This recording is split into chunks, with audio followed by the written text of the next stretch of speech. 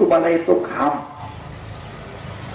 ऊर्जा जितकी बाहेर पडेल तितकं उष्णता निर्माण होते आणि त्या उष्णतेमुळे तुम्हाला घाम येतो आणि तुमचं डोकं जेवताना शांत राहिलं पाहिजे, घाम पुसता आला पाहिजे म्हणून टोपी काढून बाजूला ठेवायची. हे कारण लोक त्याला धर्म म्हणायला गेले. धर्म म्हणजे काय हे सगळे विसरले. यांची मालकी धर्मगुरूंची त्याच्यावर होती आणि म्हणून अशी अंधश्रद्धा फैलायला लागलेली आहे. आणि विचार करणारे लोक तेच, बुद्धिमान लोक तेच. सर्वसामान्य माणसानं कधी विचारलं नाही. विचारलं काय एखाद्या देव बाप्पाला, हे काय बा, लावा डोळ्याला पाणी, म्हणा मम, मग आपण म्हणायचं मम, म्हणा आत्मन, आपण म्हणायचं आत्मन. हे मम काय आत्मन काय आपल्याला काही माहित नाही. आपणही त्यांना विचारलं नाही, त्यांनी काही सांगितलं नाही, आपल्याला कळत नाही, त्यांना सांगू वाटत नाही. आवड गोष्ट चाललंय. निघालो दक्षिणा, दक्षिणा घेतली गेली निघून.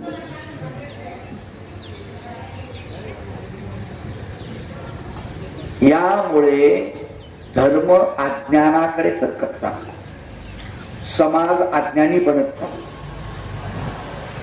सकल सजीवांचे कल्याण हा धर्माचा आत्मा जाण, पण धर्मगुरूंनी धर्म चोरून पोटात पगडीत ठेविला. सर्व समाज जो आहे या सकल सजीवांचे कल्याण, सगळ्या जीवाचं कल्याण ज्याच्यामध्ये आहे त्याला धर्म म्हटलेला आहे. अधिक सगळ्या जीवाचं कल्याण हा धर्माचा आत्मा आहे. कोणालाही त्रास होता कामा नये, कोणालाही वेदना देऊ नये, कोणाचं मन सुद्धा दुखवू नये. हा खरा धर्म आहे. याला धर्म म्हटलेला आहे. पण धर्मगुरूंनी हा धर्म त्यांच्या पगडीमध्ये गुंडाळून ठेवला होता, लपून ठेवला होता. सांगत नव्हते, समाजाला कळू देत नव्हते. पाहुणी त्या वंचकत्वाला अस्सल धर्मही दचकला, अवघा भूगोल गहिवरला मानोस समूहाचा. या वंचकत्वाला पाहून, वंचक हा दोष आहे. वंचक म्हणजे काय? ठेवून देणे, लपून ठेवणे, हा दोष आहे. हा दोष जास्तीत जास्त स्त्रियांमध्ये असतो. त्याच्यामुळे घर बी चालतो, तो एक फायदाही आहे, नाही असं नाही. पाहुणे घरी आले, थंडीचे लाडू बनवले, डिंकाचे, मेथीचे, आणि पाहुणे घरी आले. 8-10 दिवस झाले होते लाडू बनवून. मालकाने सांगितलं लाडू आणा, पाहुणे आले. लाडू तर संपले, म्हणजे पोहे करू का? करा. त्यांनी पोहे केले. पाहुण्याने पोहे खाल्ल्याने गेली निघून. पाहुण्याला वाटलं संपले असतील.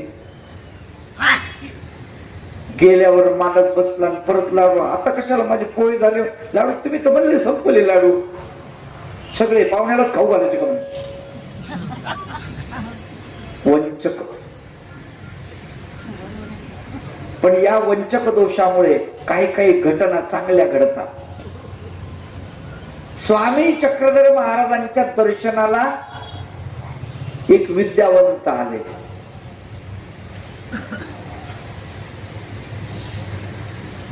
आणि महागाईचा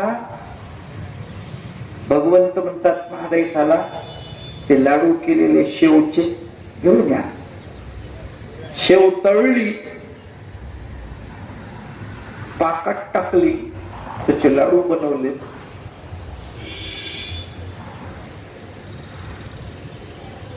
आणि ते आणून वाढले. बरं, एक वेळेस 2 लाडू वाढले, पुन्हा 2 लाडू वाढले, पुन्हा 2 लाडू वाढले.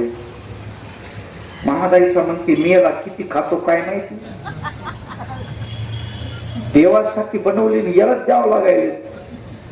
ते काही हात आकडण आणि स्वामी म्हणतात बाई आणा, बाई आणा.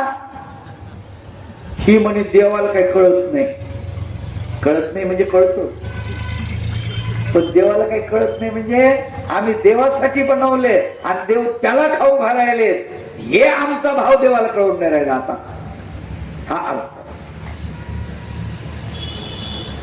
आपण म्हणतो ह्यांना काही कळत नाही, तो भाग वेगळा.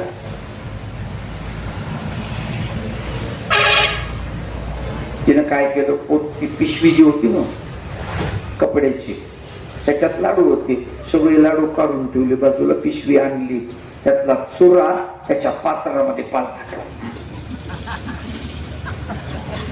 खाय.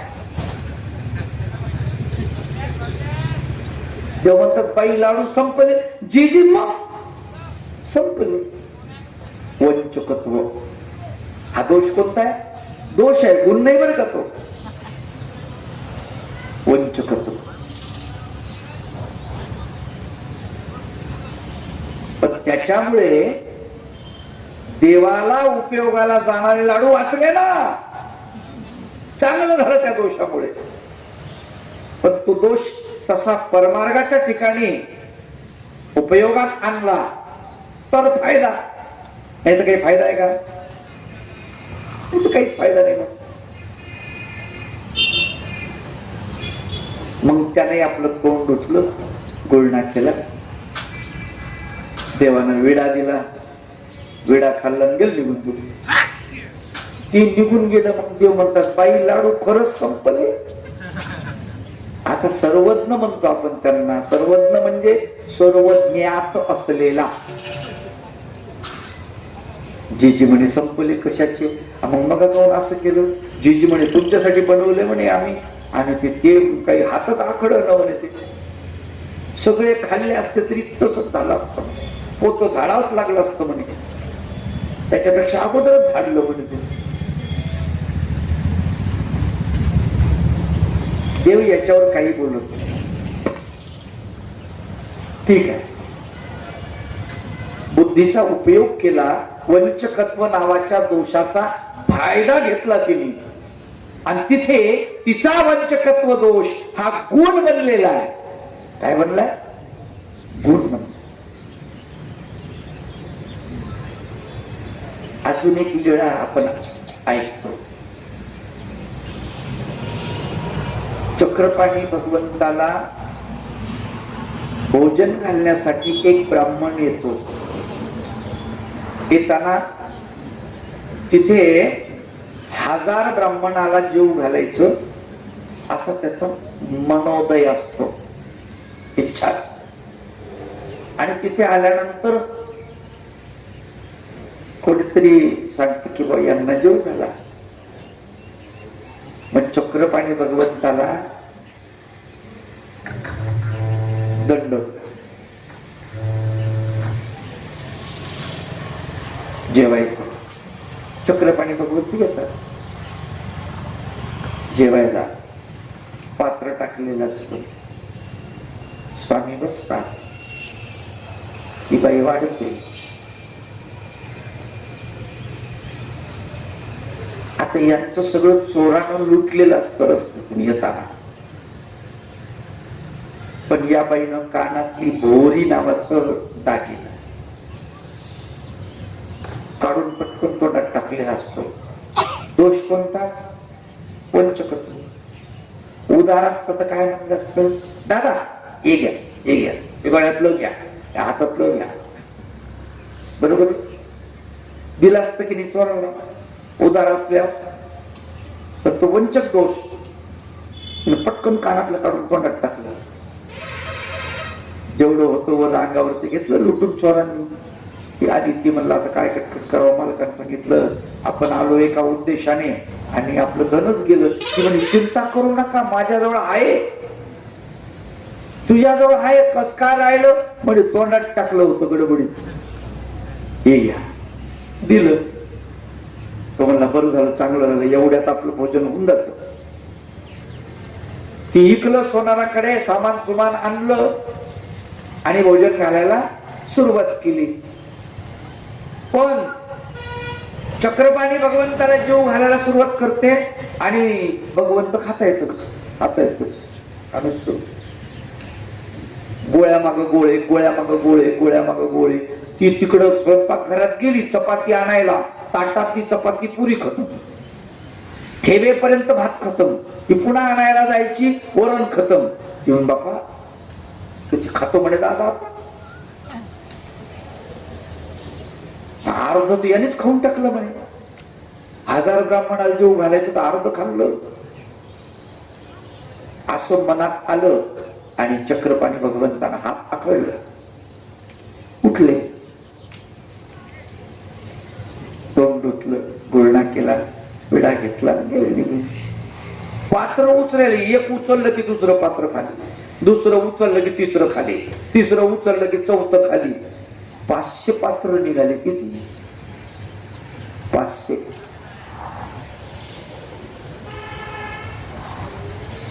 आणि मग तो मालक म्हणतो, अगं पापीनी पापीनी काय केलं, 1000 भोजन याच महापुरुषाच्या ठिकाणी घडलं असतं, तू काहीतरी मनात आणलं. वंचक, तोंडात भोवरी ठेवली, हाही वंचकच दोष, पण त्यानं फायदा झाला. ती जर ठेवली नसती तर 500ही घडले नसते. घडले असते का? नाही. त्या मालकानं तिला पापीने म्हणावं, तिला दोष द्यावा, हे त्याच बरोबर आहे, पण आपणही ती बाई मूर्ख होती असं म्हणू नये. आलं का लक्षात? तिनं कुशळतेनं ते लपून ठेवलं म्हणून कमीत कमी 500 पात्र तरी परमेश्वर अवताराचे तिच्या ठिकाणी घडलेले आहेत. तिनं ठेवलं नसतं, ते अन्नदान कोणाचं? लक्षात घ्या, अन्नदान कोणाचं? त्या ब्राह्मणाचं नाही, त्या बाईचं आहे, त्या ब्राह्मणीनेच आहे. याच्या जवळ तर सगळं गेलं होतं का? याच्याजवळ काही? तुम्ही मग सांग, मग पत्नीचे ते पतीचं नाही का? नाही, असं नाही. हिंदूच्या ऍक्ट प्रमाणे पतीचं आहे ते पत्नीचं आहे, जे पत्नीचं आहे ते पतीचं नाही. बरोबर आहे का चुकीचं?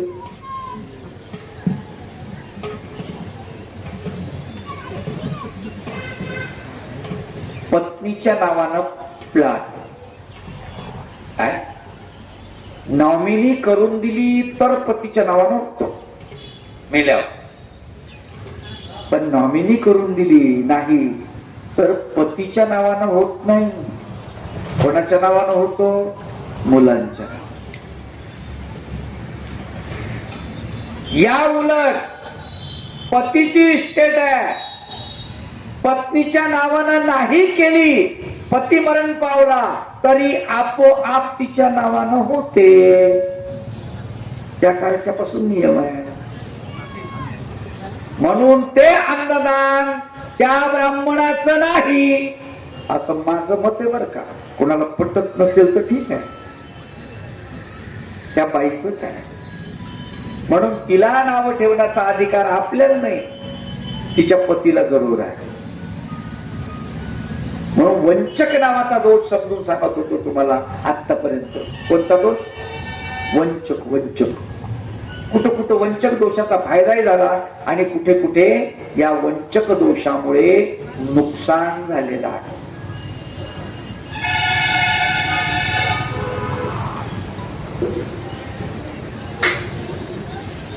आसूर आत्म्याचा संचार झाला होता महिवर, घेऊनी कर्मठाचे कलेवर वावरत होता. आसूर आत्म्याचा संचार सगळीकडे होत होता.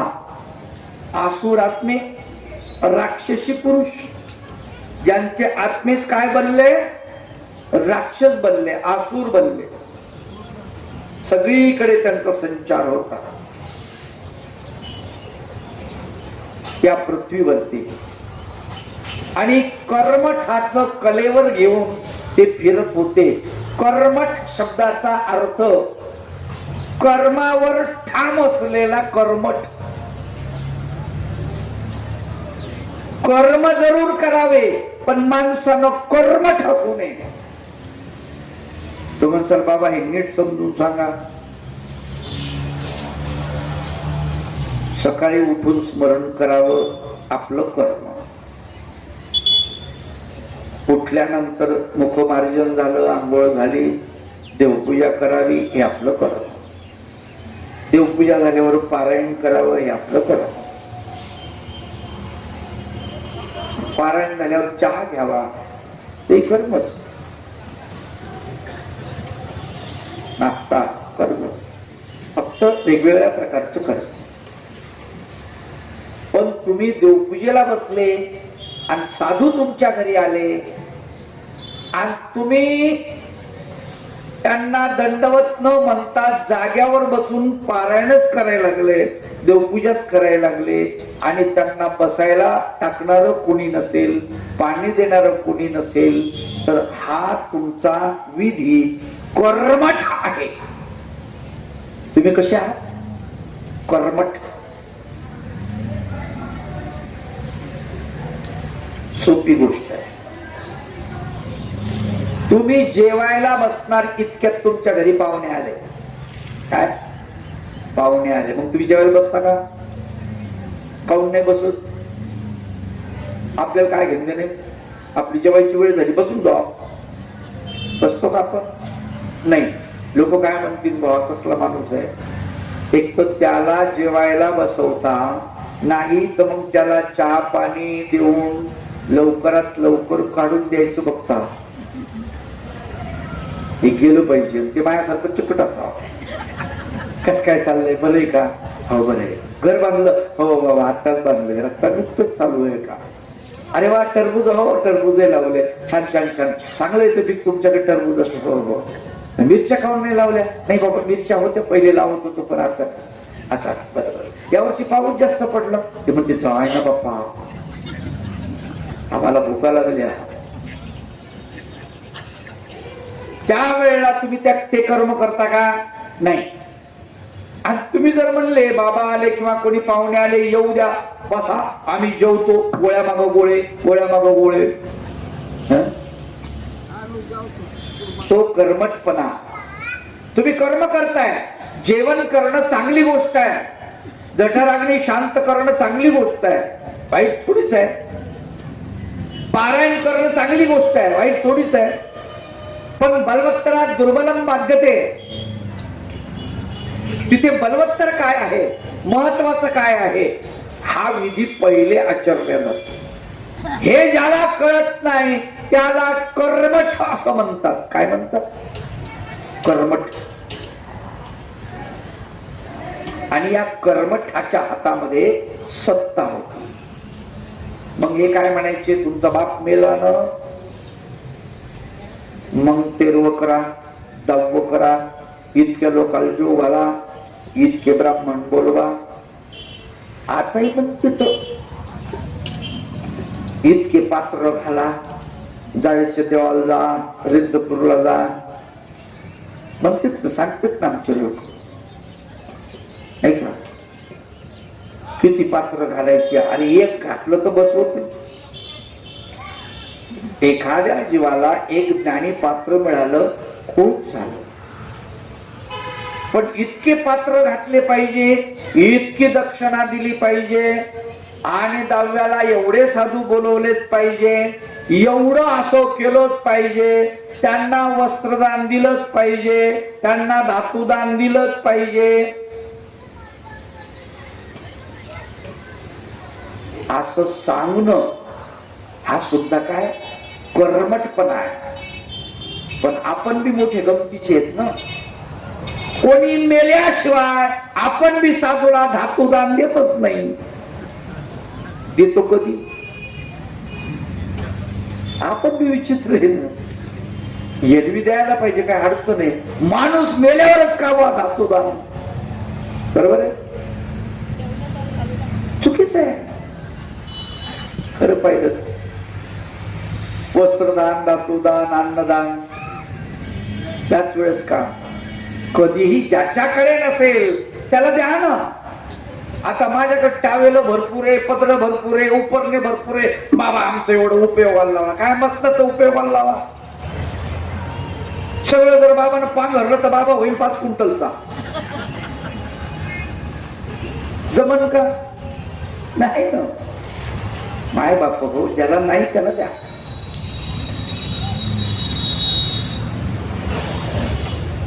माझ्याकडे कोणी साधू येऊ, कोणी ग्रस्त येऊ असेल माझ्याकडे, ते मी ते देऊन टाकतो त्यांना. वापरतो ना कोणी, चांगली वापरलं पाहिजे. आला का? पण आपला आग्रह वस्त्रदान करायला सांगितलं, केलंच पाहिजे. मग वस्त्रदान इतकुशी शाल असती. पाहिल्याने शाली तुम्ही दोडके एवढले. लेकराची शिसू सुद्धा पुसता येत नाही. शाल कोणी नाव दिलं त्याला शाल तेच कळत नाही. अवघडच गोष्ट आहे. कशाला करता हे?